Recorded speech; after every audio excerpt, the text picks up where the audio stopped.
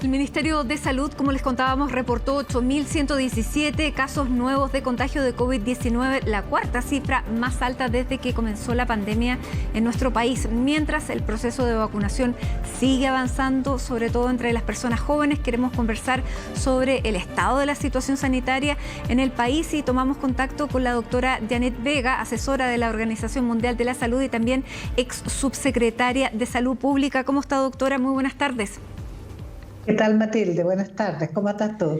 Bien, revisando y mirando las cifras con bastante preocupación, doctora. Cada tanto volvemos a subir las alarmas y le quiero preguntar cómo se explica que mientras se está vacunando a la población y tenemos un número alto de personas vacunadas, estamos teniendo este número de contagios, 8.000, y sobre todo más allá de los contagios que pueden haberse acumulado por efecto del fin de semana, la cantidad de personas que están internadas en UCI están sobrepasando el 95% de ocupación.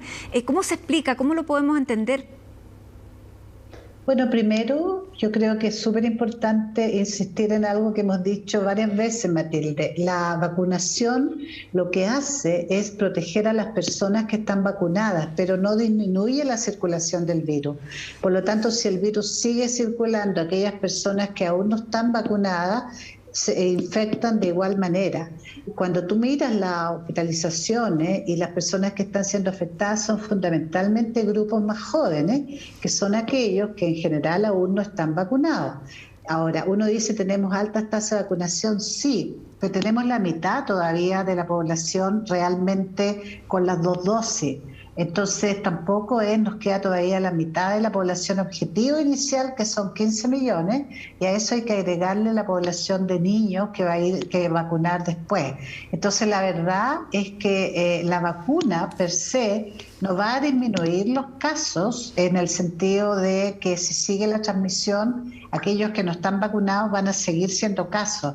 Lo que hace la vacuna es que evita los casos graves, la probabilidad de muerte, y para la persona vacunada la protege. Ya, y eso es bien importante, doctora, porque también se han levantado dudas respecto a la efectividad de la vacuna. Eso no está en discusión.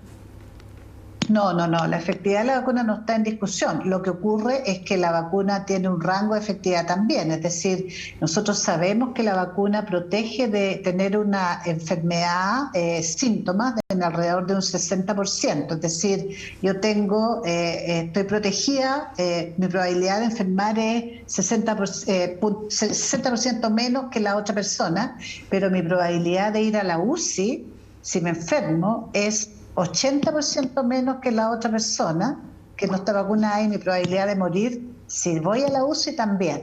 Por lo tanto, ¿me puedo enfermar? Sí, me puedo enfermar, pero mi probabilidad es muchísimo menor y sobre todo es mucho menor que me voy a agravar y que me voy a morir. Ya, que eso es bien importante. Es claro. Es bien importante. Porque uno puede soportar una fiebrecita y qué sé yo. Pero otra cosa es que estés ahí en una camita con la boca para abajo, digamos, ventilado. Así es. Doctora, bueno, y en paralelo con este alza en el número de casos, en las hospitalizaciones, hemos visto que llevamos ya 24 horas de este pase de movilidad, que muchísima gente, hay más de 5 millones que ya lo han sacado, y es una información más bien contradictoria, pero que más bien viene como a certificar algo que ya estaba ocurriendo, porque si uno piensa, esta comuna está o no en cuarentena y la circulación es gigantesca, uno dice, ¿qué más va a aumentar con este pase? ¿Cómo lo ve usted? O sea, si uno lo analiza desde ese punto de vista, Matilde, sin duda que el pase lo que sí va a aumentar va a ser la circulación entre ciudades y entre regiones. Y eso puede significar que volvamos a expandir la epidemia, que en este momento está fundamentalmente focalizada en el área, en el sur y en la metropolitana, aumentando fuertemente. Entonces la preocupación es que de nuevo pase lo mismo que pasó en las vacaciones, que en el fondo nosotros vamos a expandir la epidemia. El problema de fondo, como tú bien señalas, es que las cuarentenas no se cumplen, porque la manera como están diseñadas las cuarentenas hace imposible. Tú no puedes estar en cuarentena un año entero, pero si no diseñas una cuarentena en serio, que es decir, cerrar completamente por un periodo corto, nunca vamos a estar en condiciones realmente de empezar a reabrir bien. Ahora, es por eso que hemos dicho, disculpa, que el plan paso a paso hay que sentarse con tranquilidad, con los expertos, y rediseñarlo para que se permitan actividades de bajo riesgo, ¿cuáles? Estar en ambientes abiertos, hacer ejercicio en ambientes en los cuales efectivamente no haya riesgo, permitir que los niños salgan probablemente después de almuerzo y que haya otro espacio en la tarde, pero cerrar otras cosas que es evidente que no pueden seguir abiertas. Pues sí, no, yo sé que hay un tema económico, pero abramos las ferias que están al aire libre, pero cerremos los malls. Y si queremos que los niños entren a clase, hagamos una manera ordenada, que entren en condiciones seguras, que para eso tienen que tener menos gente que está en el transporte público, tienen que tener la posibilidad real de que esté el resto de la ciudad mucho más cerrada.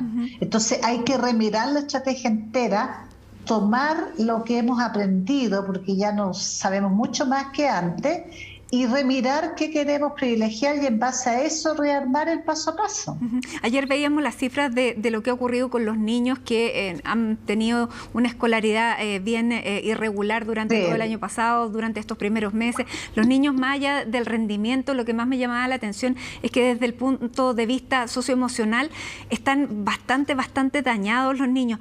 Por eso debiera ser una prioridad dentro de esta nueva reorganización que los colegios finalmente pudieran abrir sus puertas.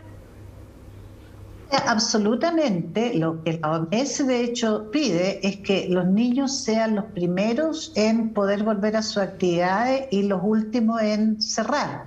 Pero eso asume que el resto está efectivamente las condiciones. Por ejemplo, y este ejemplo lo he puesto varias veces, ¿qué es lo que hacen en Inglaterra? En Inglaterra dicen, ok, nuestro orden es el siguiente, y lo escriben y dicen, entre tal fecha y tal fecha vamos a hacer esto, entre tal fecha y esta otra vamos a hacer este otro, y lo definen por área. Entonces dicen, desde el punto de vista educativo, vamos a abrir, lo primero que se abre es los colegios. Desde el punto de vista social, lo primero que se abre, el contacto social me refiero, es los espacios al aire libre. Desde el punto de vista de los negocios, lo primero que se abre son los comercios minoristas y aquellos servicios como peluquería o cosas que las personas ocupan, pero en escala menor. Y en paralelo generamos las condiciones de apoyo económico para que los que están cerrados puedan mantenerse cerrados sin tener la angustia de que están quebrando o que efectivamente no tienen las condiciones. Y al final, pero con un riesgo mucho menor, al final ya empezamos a abrir lo que tiene que ver con bares, que probablemente es el lugar donde hay más riesgo de contagio, en lo que tiene que ver con centros comerciales grandes cerrados, y los restaurantes quedan entre medio porque hay una primera etapa que se pueden abrir en el exterior, se puede efectivamente abrir también con un horario más restringido. Doctora, ¿ve una necesidad también? Sí, ve una necesidad de poder vacunar a los menores entre 12 y 17 años que no están ahora contemplados en la vacuna, pero que en Estados Unidos lo y en antes Europa posible. Lo antes Yo posible. entiendo que ya se presentó al ISP la autorización para Pfizer y Sinovac lo antes posible. Eso hay que autorizarlo ya, porque lo más probable es que también en paralelo siguen los estudios en niños más chicos, porque al final lo que necesitamos, Matilde, y desafortunadamente necesitamos que ocurra globalmente, es que para que esta pandemia se acabe necesitamos tener la gran mayoría de la población del planeta vacunada, porque incluso como país, si es que uno vacuna a su población, pero tiene abiertas las fronteras y el vecindario está entero infectado, es muy difícil. Miren lo que les pasó a Australia, que se les acaba de meter la variante india. Bueno, tengo varias preguntas, claro, respecto a eso, porque, a ver, por ejemplo, a nivel de la OMS se está estudiando también nuestra vacuna de Sinovac. ¿Eso permitiría, de cierta manera, poder tener bueno, es bien contradictorio, porque permitiría tal vez tener una mayor movilidad, poder abrir las fronteras, poder que los ciudadanos de este lado del mundo puedan viajar a Europa, por ejemplo? ¿Cómo ve usted esa aprobación por parte de la OMS de nuestra vacuna? La aprobación yo creo que va a venir en las próximas semanas, pero ¿por qué? ¿Qué es lo que ocurre? Lo que dice en el fondo el hemisferio Europa, dice estamos con un nivel muy bajo en este momento de circulación viral, por lo tanto necesitamos que las personas que entren sean personas que no traigan el virus. ¿Cómo nos aseguramos que esas personas no traigan el virus? De dos maneras. Primero, le exigimos que estén vacunadas, de modo tal de que efectivamente su probabilidad de que estén infectadas sea mucho menor. Y segundo, les pedimos un PCR de entrada. Si la persona está vacunada y tiene un PCR de entrada negativo 2 días antes, la probabilidad de que venga infectada es bajísima. Por lo tanto, lo podemos dejar entrar. Y porque además estamos en verano, en primavera y verano, y tenemos todo abierto. Pero eso va de la mano con que tenga un sistema de trazabilidad y testeo y rastreo muy sólido, de modo que si se me empieza a incendiar de nuevo, pongo de nuevo las restricciones. Ahora, así es. Respecto también a lo que está ocurriendo en Europa, doctora, veíamos hoy en el Reino Unido que de los casos se están aumentando nuevamente los casos, no en el número que vimos anteriormente, pero así comienza, y el 75% de esos contagios tienen la variante india. ¿Tenemos que preocuparnos también por esta nueva variante que ya está presente en 60 países que llegue acá? Tenemos que preocuparnos de todas las nuevas variantes, porque el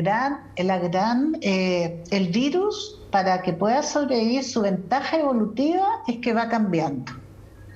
Porque en la medida que cambia puede realmente volver a generar infección y se mantiene en el tiempo.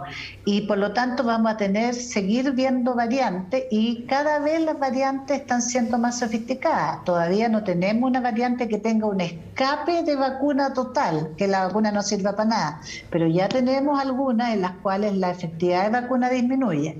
Y lo que uno ve es que cuando aparece una nueva variante, esa variante, como no tiene protección la gente, empieza de nuevo la epidemia y empieza a reemplazar lo poco que queda de las otras circulantes. Lo que nos pasó a nosotros con la brasileña, que en este momento tenemos 80% de circulación brasileña.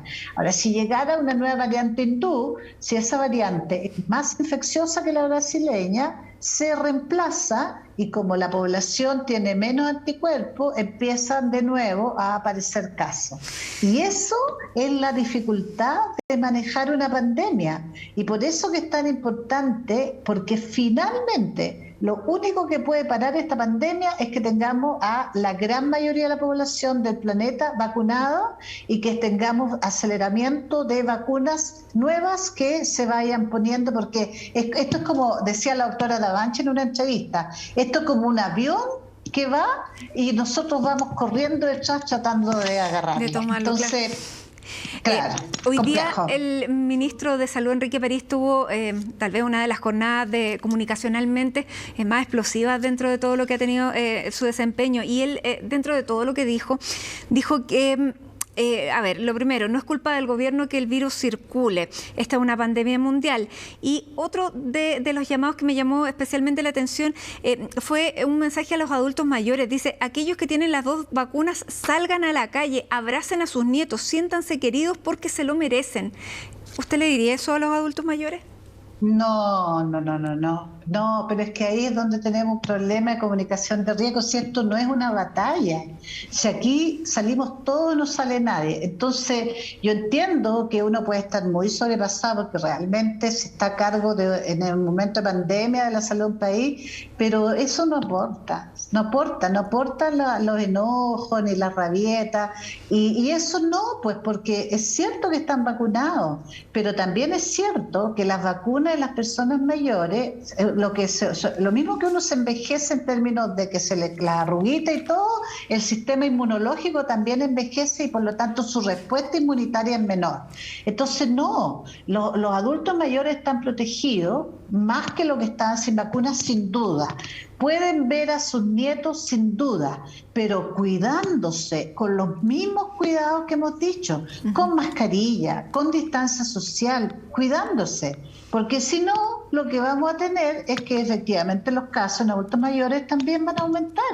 Y eso es ciencia. Una cosa es lo que uno quiera que ocurra, y otra cosa es la realidad y lo que todos los científicos nos están diciendo, porque aquí la ciencia ha avanzado con una rapidez increíble y además se comparte el conocimiento. Entonces yo diría tranquilidad, aquí no hay nadie que quiera que le vaya mal a nadie, la salud hay que separarla de la contingencia política y tenemos que tratar de avanzar porque finalmente cualquier cosa que hagamos mal se traduce en enfermedad y muerte.